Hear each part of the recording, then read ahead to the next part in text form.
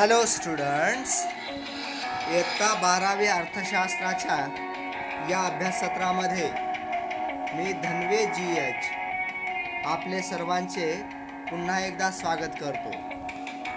मागणी विश्लेषण या प्रकरणामध्ये आत्तापर्यंत आपण काय पाहिले हे अगदी थोडक्यामध्ये सांगतो आणि या प्रकरणाच्या पुढच्या भागापर्यंत आपण जाऊया. प्रस्तावना आपण पाहिली.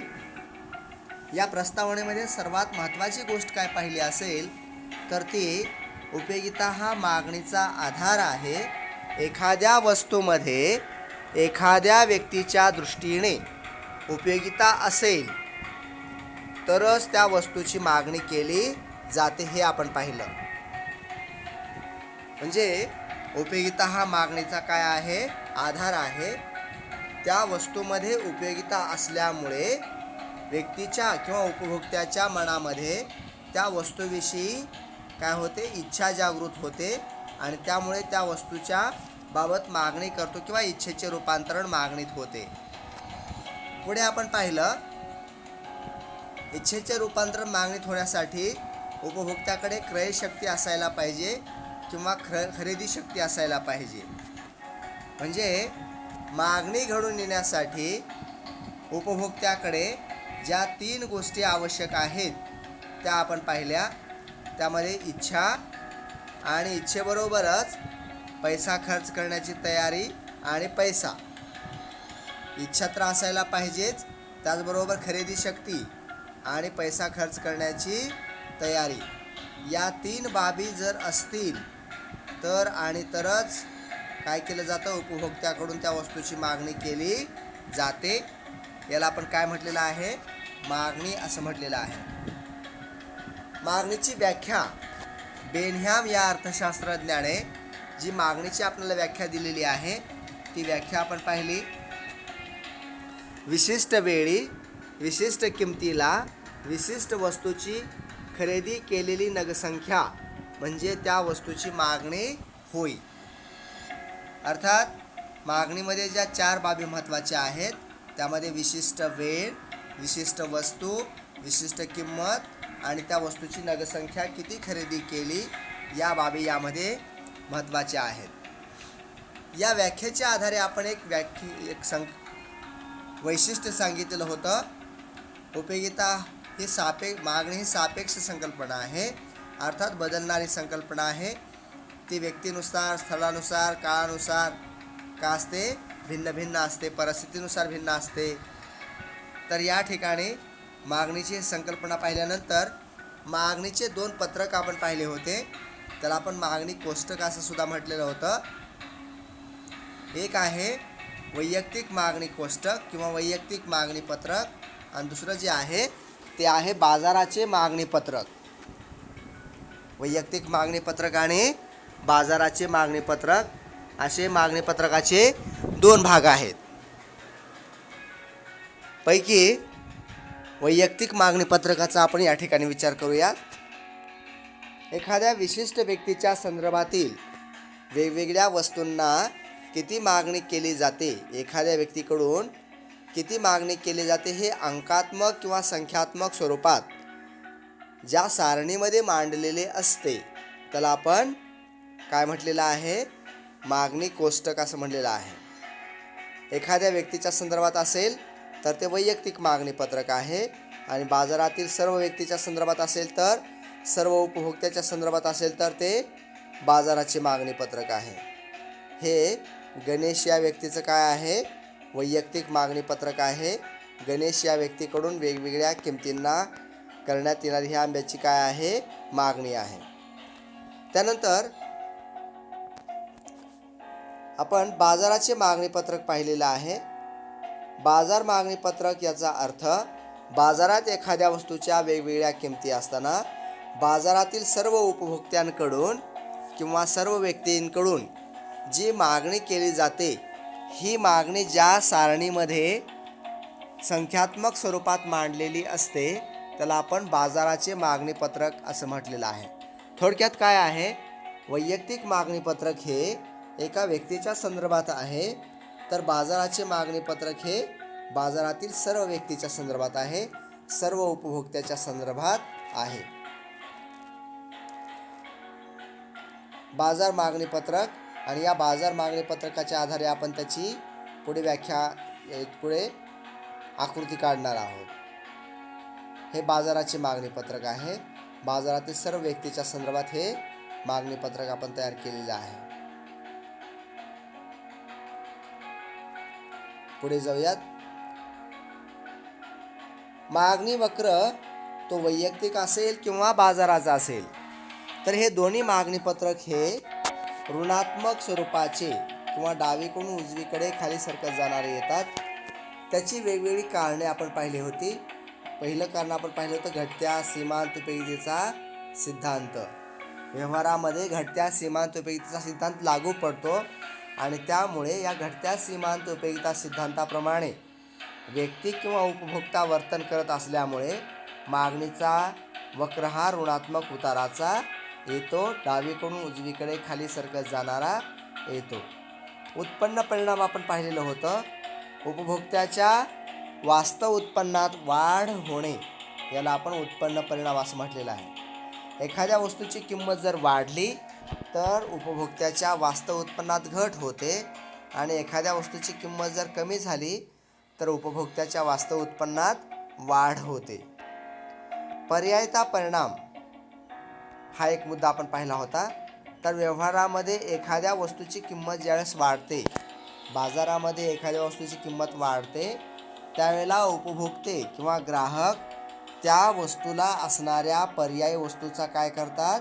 शोध घेतात. पर्यायी वस्तू शोधून काढतात आणि त्या वस्तूची मागणी करतात, आणि त्यामुळे त्या वस्तूची मागणी काय होते? कमी होते. जी किंमत वाढलेली आहे की नाही, त्या वस्तूची मागणी काय होते? कमी होते.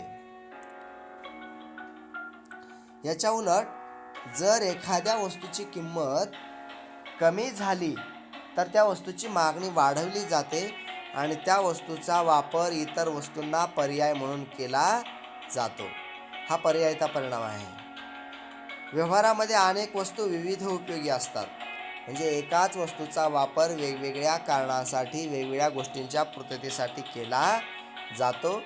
याला आपण विविध उपयोगी वस्तू असे म्हणतो. या विविध उपयोगी वस्तूबाबत मागणीचा नियम कसा अनुभवास येतो पहा, किंवा मागणी वक्र ऋणात्मक उताराचा काय येतो? तर विविध उपयोगी वस्तूमुळे काय होतं? ज्यावेळेस विविध उपयोगी वस्तूची किंमत कमी होते त्यावेळेस त्या वस्तूचा वापर अतिशय क्षुल्लक कारणासाठी केला जातो. किरकोळ कारणासाठी केला जातो. साध्या गोष्टीसाठी त्याचा वापर केला जातो आणि त्यामुळे मागणी काय होते? वाढते. किंमत कमी झाली की वापर काय होणार? वाढणार. आपण इथं छानसं दुधाचं उदाहरण घेतलं होतं. दुधाची किंमत जर कमी झाली तर उपभोक्ते काय करतात? दुधाची मागणी अधिक करतात आणि त्या दुधाचा वापर अतिशय क्षुल्लक करण्यासाठी, साध्या गोष्टीसाठी करतात. पण तेच दूध जर 150 रुपये लिटर झालं तर मात्र काय करतात? अतिशय कमी मागणी करतात आणि अतिशय महत्त्वाच्या कारणासाठीच त्या वस्तूचा वापर करतात, दुधाचा वापर करतात. तर याला काय म्हटलं होतं आपण? विविध उपयोगी वस्तू. व्यवहारामध्ये अनेक वस्तू कशा असतात? विविध उपयोगी असतात आणि त्यामुळे मागणी वक्र ऋणात्मक उताराचा येतो. नंबर 5 आपण पाहिलेलं होतं नवीन उपभोक्ते. एखाद्या वस्तूची किंमत ज्यावेळेस कमी होते त्यावेळेला त्या वस्तूला खरेदी करणारे नवीन उपभोक्ते बाजारात उपलब्ध होतात. ती वस्तू घेणारे उपभोक्ते पुढे येतात आणि त्यामुळे मागणी वाढत जाते.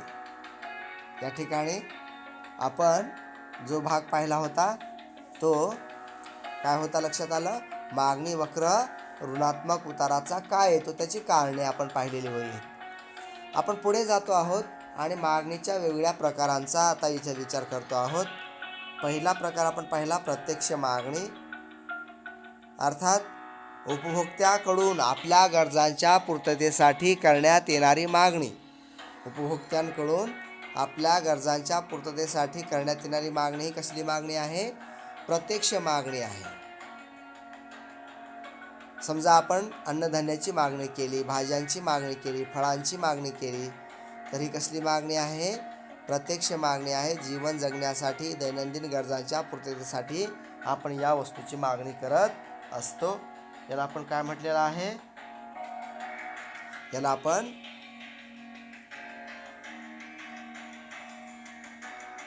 प्रत्यक्ष मागणी असं म्हटलेलं आहे. गरजांच्या पूर्ततेसाठी उपभोक्त्यांकडून करण्यात येणारी मागणी ही कसली मागणी आहे? मग प्रत्यक्ष मागणी. अप्रत्यक्ष मागणी काय आहे समजून घ्या. तर अप्रत्यक्ष मागणी म्हणजे ज्या गरजा पूर्ण करण्यासाठी ज्या वस्तू आणि सेवांचा आपण वापर करतो, त्या वस्तू आणि सेवांचं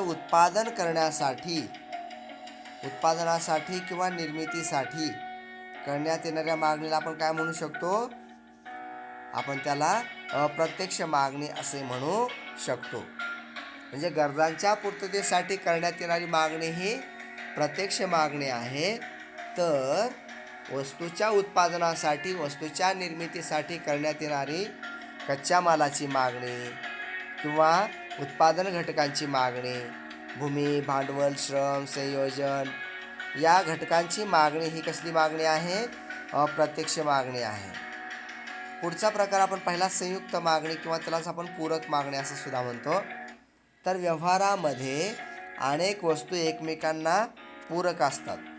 म्हणजे ज्या वेळेला दोन वस्तू आपण एकत्ररित्या खरेदी करतो, दोन वस्तूंची एकत्र मागणी करतो, त्याला आपण काय म्हणतो?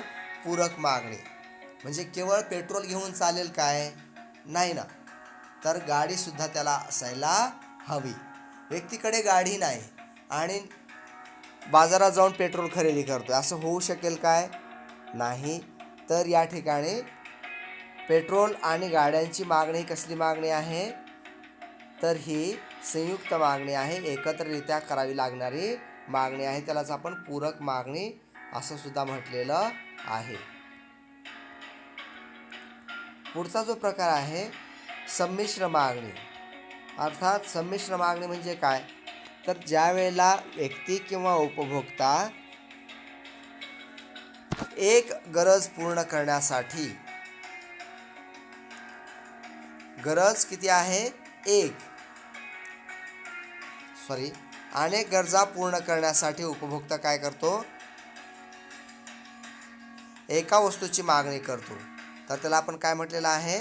संमिश्र मागणी म्हटलेलं आहे. गरजा अनेक, वस्तू एक, संमिश्र मागणी. तर आता ज्या विविध उपयोगी वस्तू असतात, अशा विविध उपयोगी वस्तूची मागणी ही कसली मागणी असते? संमिश्र मागणी असते. वीज, दूध, साखर या वस्तूंची मागणी ही कसली मागणी असते? विविध उपयोगी वस्तूची मागणी आहे. त्याला आपण संमिश्र मागणी असं म्हटलेलं आहे. दुसरा प्रकार आपण जो पहिला अगोदरचा तो होता संयुक्त मागणी. संयुक्त मागणीमधली वस्तू ही विशिष्ट उपयोगी असते. संमिश्र मागणीतील वस्तू ही विविध उपयोगी असते. वेगवेगळ्या कारणासाठी ती वापरता येते. नंबर 5 आहे स्पर्धात्मक मागणी. अर्थात स्पर्धात्मक मागणी म्हणजे काय? तर व्यवहारामध्ये अनेक वस्तू एकमेकांशी काय असतात? पर्याय असतात. आणि अशा पर्यायी वस्तूच्या संदर्भातील मागणीला आपण काय म्हणतो? त्याला आपण स्पर्धात्मक मागणी असे म्हणतो. या स्पर्धात्मक मागणीच्या बाबत आपण चर्चा करूयात. व्यवहारामध्ये चहा आणि कॉफी या दोन वस्तू कशा आहेत? तर या दोन वस्तू एकमेकांना पर्याय आहेत आणि मग एका वस्तूच्या किमतीतील बदलाचा परिणाम दुसऱ्या वस्तूच्या मागणीवर होतो. याला आपण स्पर्धात्मक मागणी असे म्हणतो. आता आपण पुढे जातो आहोत आणि पुढचा भाग पाहतो आहोत. मागणीचे निर्धारक घटक किंवा मागणी निश्चित करणारे घटक. आता या मागणीच्या निर्धारक घटकामध्ये पहिला घटक आहे किंमत. अर्थात किंमत वाढली मागणी काय होते? कमी होते आणि किंमत कमी झाली मागणी वाढते. उत्पन्न, उपभोक्त्याचं उत्पन्न वाढलं तर मागणी वाढते, उत्पन्न कमी झालं तर मागणी कमी होते. अगदी थोडक्यामध्ये सांगून पुढे जाऊयात आपण. पर्यायी वस्तूंच्या किमती.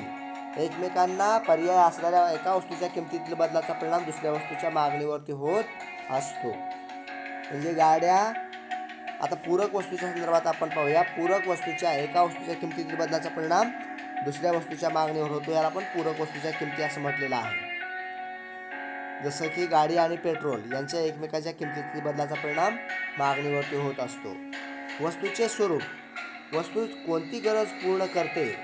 ती जीवनावश्यक गरज पूर्ण करते की चैनीची गरज पूर्ण करते, यावर मागणी अवलंबून असते. मीठ, औषधे यासारख्या जीवनावश्यक वस्तूची मागणी ही अलौकिक किंवा या वस्तूच्या मागणीमध्ये किमतीतील बदलाला मागणी प्रतिसाद देत नाही. म्हणून लोकसंख्येचे आकारमान. लोकसंख्या अधिक असेल तर मागणी अधिक केली जाते आणि लोकसंख्या कमी असेल तर मागणी कमी केली जाते. पुढचं पाहूयात. भविष्यकालीन किमतीविषयीचे अंदाज. व्यक्ती भविष्यात वस्तूच्या किमती वाढणार आहेत की कमी होणार आहेत याबाबत जर अंदाज बांधत असेल तर या अंदाजाचा परिणाम मागणीवरती होत असतो. ठीक आहे, हे सगळं पाहिलेलं आहे आपण. तरीसुद्धा परत सांगतो. समजा की सोन्याच्या किमतीमध्ये घट होणार आहे असा अंदाज वर्तवला तर आज सोन्याची किंमत कमी होऊन सुद्धा आणखीन किंमत कमी होणार आहे अशी अपेक्षा बाळगून लोक मागणी करत नाहीत. तर भविष्यामध्ये वस्तूची किंमत वाढणार आहे की कमी होणार आहे यावरून मागणी ठरवली जाते, मागणी केली जाते. जाहिरात जर झाली, मॅगझिन्स आहे, टी व्ही आहे, वर्तमानपत्र आहे, रेडिओ आहे, या सगळ्या माध्यमातून किंवा फ्लेक्स, होर्डिंग्ज या माध्यमातून जर का वस्तूची जाहिरात झाली तर त्या वस्तूच्या मागणीमध्ये काय होते? वाढ होते. आवडीनिवडी, सवयी, फॅशन यासारख्या गोष्टींचा परिणाम मागणीवरती होत असतो. तर सवयी, आवडीनिवडी, फॅशन, पसंती, प्राधान्यक्रम यामध्ये बदल झाला तर मागणीमध्ये सुद्धा काय होऊ शकतो? बदल होऊ शकतो, बदल होत असतो. कराची रचना. सरकारचे जे काही कराची रचना आहे ते अप्रत्यक्ष कर असेल किंवा प्रत्यक्ष कर असेल तर कराचा परिणाम, विशेषतः अप्रत्यक्ष कराचा परिणाम हा काय होतो? एकंदरीत वस्तूच्या किमतीवर होत असतो. एखाद्या वस्तूवर कर जर लावला तर किंमत वाढते आणि त्यामुळे त्या वस्तूची मागणी ही काय होत असते? कमी होते. याच्या उलट जर शासनाने कर कमी लावला तर वस्तूची मागणी वाढू शकते, वस्तूची किंमत कमी होऊन. इतर काही घटक आहेत, त्या घटकांना आपण पाहूया आणि पुढे जाऊयात. नैसर्गिक परिस्थिती आहे, तंत्रज्ञानातील बदल आहे, सरकारची धोरणे आहेत, रूढी, परंपरा या सर्व गोष्टींचा परिणाम मागणीवरती होत असतो. आणि विद्यार्थी मित्र आणि मैत्रिणींनो, आज आपण ज्या भागाकडे जातो आहोत तो अर्थशास्त्रातील अतिशय महत्त्वाचा असा भाग आहे, ज्याला आपण अर्थशास्त्राचा आत्मा म्हणूया. तो भाग आपण पाहतो आहोत, मागणीचा नियम, लॉ ऑफ डिमांड किंवा थेअरी ऑफ डिमांड. पाहूया काय आहे मागणीचा नियम. तो अल्फ्रेड मार्शल नावाचा अर्थशास्त्रज्ञ आपण पाहिलेला आहे. अल्फ्रेड मार्शल यांनी 1890 मध्ये अर्थशास्त्राची मूलतत्वे, प्रिन्सिपल्स ऑफ इकॉनॉमिक्स नावाचा ग्रंथ प्रकाशित केला आणि या ग्रंथामध्ये त्यांनी मागणीच्या नियमाची मांडणी केलेली आहे. अर्थात वस्तूची किंमत आणि त्या वस्तूची मागणी यांच्यामध्ये असणारा जो परस्पर संबंध आहे तो परस्पर संबंध या मागणी नियमाच्या माध्यमातून स्पष्ट करण्याचा त्यांनी प्रयत्न केलेला आहे. हा प्रस्तावना मागणीच्या नियमाच्या संदर्भाने परत एकदा लक्षात घ्या. डॉक्टर अल्फ्रेड मार्शल अर्थशास्त्राची मूलतत्वे हा ग्रंथ 1890 मध्ये प्रकाशित केला. या ग्रंथामध्ये त्यांनी मागणीच्या नियमाची मांडणी केलेली आहे. वस्तूची मागणी आणि वस्तूची किंमत यांच्यामधला परस्पर सहसंबंध त्यांनी इथे स्पष्ट केलेला आहे. जाऊया पुढे. या सिद्धांताचं विधान किंवा या सिद्धांताची व्याख्या करत असताना डॉक्टर अल्फ्रेड मार्शल यांनी काय केलेलं आहे पहा. मार्शल काय म्हणतात पहा. इतर परिस्थिती स्थिर असताना, म्हणजे इतर परिस्थिती स्थिर असताना म्हणजे काय, तर इतर परिस्थिती बदलत नसताना, इतर परिस्थिती कायम असताना, इतर परिस्थिती स्थिर असताना वस्तूची किंमत वाढली, वस्तूची किंमत काय झाली, वाढली, तर मागणीमध्ये काय होते, घट होते. आणि जेव्हा वस्तूच्या किमतीत घट होते त्यावेळेस मागणीत वाढ होते. तर वस्तूची किंमत आणि मागणी यामध्ये असणारा सहसंबंध कसा आहे, हा सहसंबंध हा परस्पर संबंध हा विरुद्ध किंवा विषम स्वरूपाचा आहे असं आपण म्हणू शकतो. म्हणजे एखाद्या वस्तूच्या किमतीतील बदलाला मागणी जो प्रतिसाद देते तो प्रतिसाद कसा आहे हे या ठिकाणी आपण पाहतो आहोत. म्हणजे एखाद्या वस्तूची किंमत जर वाढली तर त्या वस्तूच्या मागणीवर त्याचा काय परिणाम होतो, तर मागणी नियमाप्रमाणे एखाद्या वस्तूची किंमत जर वाढली तर मागणीमध्ये काय होत असते, घट होत असते, मागणी कमी होत असते. याच्या उलट जर वस्तूच्या किमतीमध्ये वाढ झाली तर मागणी कमी केली जाते. म्हणजे उपभोक्ता काय करतो, तर उपभोक्ता किंमत आणि मागणी यांच्यातला असणारा जो काही परस्पर संबंध आहे तो व्यस्त स्वरूपाचा आहे. या व्यस्त संदर्भाने किंवा व्यस्त जो संबंध आहे त्याबाबत हा मागणीचा नियम आहे. इतर परिस्थिती स्थिर असताना किंमत कमी झाली असता मागणीचा विस्तार होतो, त्याला आपण मागणीचा विस्तार या स्वरूपात सुद्धा पाहू शकतो. इतर परिस्थिती कायम असताना ज्या वेळेला एखाद्या वस्तूच्या किमतीत वाढ होते त्यावेळी त्या वस्तूच्या मागणीचा संकोच होतो. या उलट एखाद्या वस्तूच्या किमतीत घट झाली असता वस्तूच्या मागणीचा विस्तार होतो. म्हणजेच काय आहे थोडक्यात समजून घ्या. किंमत कमी झाली, मागणीमध्ये काय होते, वाढ होते. किंमत वाढ झाली, मागणीमध्ये काय होते, घट होते. तर हा परस्पर संबंध या मागणीच्या नियमामध्ये दर्शविण्यात आलेला आहे. डॉक्टर मार्शल यांनी मागणी आणि किंमत यांच्यातला परस्पर संबंध कसा विरुद्ध आहे हे या ठिकाणी समजून सांगितलेलं आहे. थोडक्यात आपण परत एकदा पाहूया. म्हणजेच काय आहे, कमी किमतीला अधिक नगसंख्येची काय केली जाते, मागणी केली जाते आणि अधिक किमतीला कमी नगसंख्येची मागणी केली जाते. म्हणजे किंमत अधिक, मागणी कमी, किंमत कमी, मागणी अधिक. मागणीच्या संदर्भाने आपण मागणीचं फलनात्मक जो संबंध आहे तो फलनात्मक संबंध आपण समजून घेऊया.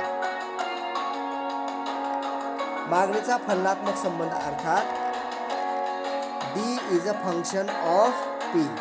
काय म्हटलं, D is a function of P. D काय आहे ते आपण डिमांड या अनुषंगाने D हा शब्द प्रयोग केलेला आहे. F फॉर फंक्शन आणि P फॉर प्राइस, किंमत. या संदर्भाने डॉक्टर अल्फ्रेड मार्शल यांनी मागणीचा नियम स्पष्ट केलेला आहे आणि त्यांचा फलनात्मक संबंध सुद्धा त्यांनी दाखवून दिलेला आहे. D is a function of P. अर्थात डिमांड हे किंवा मागणी हे किमतीचे फलन आहे. समजून घ्या, थोडंसं मॅथमॅटिकल कन्सेप्ट आहे. D is a function of P म्हणजे इथं D हा जो घटक आहे त्याच्यामध्ये बदल होतो. कशाप्रमाणे, P या घटकामुळे. म्हणजे किंमत जर वाढली तर मागणी काय होते, कमी होते आणि किंमत जर कमी झाली तर मागणी काय होते, वाढते. हा जो काही परस्पर विषम संबंध आहे तो विषम संबंध या मागणीच्या नियमामध्ये स्पष्ट करण्यात आलेला आहे आणि त्याला अनुसंगून इथं मागणीच्या नियमाला अनुसंगून त्याचा फलनात्मक संबंध या फलनामध्ये दर्शवलेला आहे, फंक्शनमध्ये दर्शवलेला आहे. D is a function of P, अर्थात मागणी हे किमतीचे फलन आहे.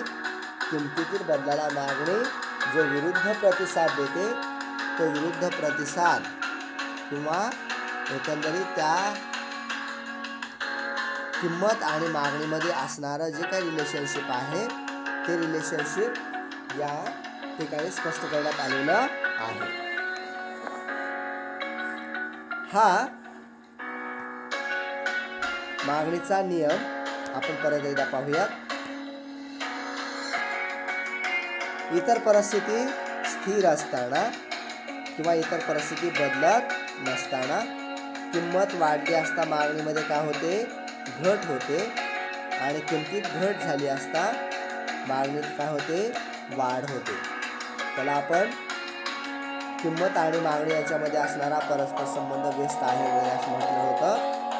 तर इतर परिस्थिती कायम असताना आणखी एक व्याख्या या ठिकाणी दिलेली आहे. इतर परिस्थिती कायम असताना ज्या वेळेला एखाद्या वस्तूच्या किमतीत वाढ होते त्यावेळेला त्या वस्तूच्या मागणीचा संकोच होतो. या उलट परिस्थितीत वस्तूच्या किमतीत घट झाल्यास वस्तूच्या मागणीचा विस्तार होतो. थोडक्यात काय आहे तर विस्तार आणि संकोच या संकल्पना पुढे आपल्याला येणारच आहेत, पण मुद्दाम त्या संकल्पना वापरून किंवा ते शब्द वापरून मी इथं मागणीची व्याख्या तयार केलेली आहे. तर इतर परिस्थिती कायम असताना ज्या वेळेला एखाद्या वस्तूच्या किमतीत वाढ होते त्यावेळेला त्या वस्तूच्या मागणीचा संकोच होतो. या उलट परिस्थितीत वस्तूच्या किमतीत घट झाल्यास वस्तूच्या मागणीचा विस्तार होतो. हे आपण फलनात्मक स्वरूपात इथं संबंध स्पष्ट केलेला आहे. आपण या प्रकरणाचा हा भाग इथं संपवलेला आहे. आपण उद्याच्या भागामध्ये परत भेटूया, पण परत भेटण्यापूर्वी आज आपण काय पाहिले हे परत एकदा अगदी थोडक्यामध्ये तुम्हाला सांगतो. मागणीचा नियम जो अर्थशास्त्राचा आत्मा आहे तो आपण पाहत होतो. त्यामध्ये डॉक्टर अल्फ्रेड मार्शल याने 1890 मध्ये अर्थशास्त्राची मूलतत्वे हा ग्रंथ प्रकाशित केला आणि या ग्रंथामध्ये त्यांनी मागणीच्या नियमाची मांडणी केलेली आहे. किंमत आणि मागणी यांच्यामध्ये असणारा सहसंबंध किंवा परस्पर विरुद्ध संबंध या ठिकाणी स्पष्ट केलेला आहे. सिद्धांताचं विधान आपण पाहिलं. इतर परिस्थिती स्थिर असताना वस्तूची किंमत वाढली असता मागणी घट होते आणि जेव्हा वस्तूच्या किमतीत घट होते तेव्हा मागणीच्या मध्ये वाढ होते. अशा प्रकारे वस्तूची किंमत आणि मागणी यांच्यातला परस्पर संबंध आपण स्पष्ट केलेला आहे. इतर परिस्थिती कायम असताना ज्या वेळेला एखाद्या वस्तूच्या किमतीत वाढ होते त्यावेळेला त्या वस्तूच्या मागणीचा संकोच होतो असं म्हटलेलं आहे. या उलट परिस्थितीत वस्तूच्या किमतीत घट झाल्यास वस्तूच्या मागणीचा विस्तार होतो. आता या ठिकाणी मागणीचा जे काही फलनात्मक संबंध आहे तो आपण स्पष्ट केलेला आहे. D is a function of P, अर्थात डिमांड हे मागणीचे फलन आहे. म्हणजेच मागणी कशावर अवलंबून असते, बाजारातील वस्तूच्या किमतीवर अवलंबून असते. या ठिकाणी मागणीच्या बाबत आपण एवढ्यावरच थांबूयात. उद्या परत आपण भेटूयात.